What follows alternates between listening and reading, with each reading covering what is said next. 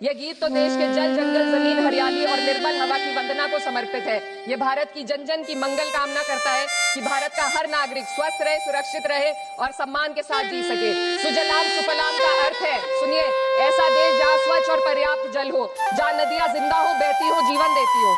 अध्यक्ष महोदय, लेकिन अब जरा यमुना का हाल देखिए। दिल्ली प्रदूषण नियंत्रण समिति की 2025 की रिपोर्ट बताती है कि यमुना के कई हिस्सों में बीओडी स्तर 127 mg पर लीटर है, तक पहुंच चुका है, जबकि किसी जीवित नदी के लिए ये 3 mg पर लीटर से कम होना चाहिए।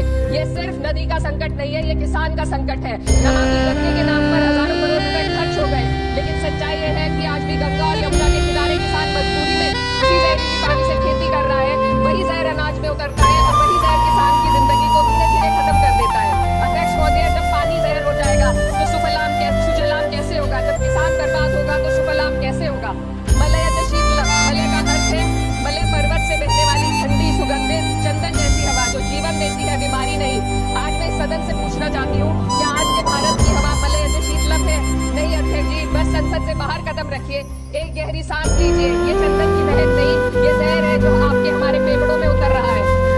दुनिया के 30 सबसे प्रदूषित शहरों में से 13 भारत में है। दिल्ली की हवा में सांस लेना मानो रोज 20 सिगरेट पीने जैसा हो। भारत हर साल सर्दियों में जहरीली हवा के प्रकोप में घिर जाता है, AQI गंभीर स्तर पर आ जाता है। ठंडी हवा का सपना अब gas chamber, ma'am 2 minutes, gas chamber की हकीकत बन चुका है। हम वो देश हैं जहां सरकार प्रकृति पर बने गीत का मान मर्दन तो करती है, पर उसी प्रकृति, जंगल, हवा, पेड़ को बचाने वाले कानूनों को धीरे धीरे खुद ही खत्म कर रही है। ये है आज के हमारे मलयज शीतलम की अफसोसजनक सच्चाई।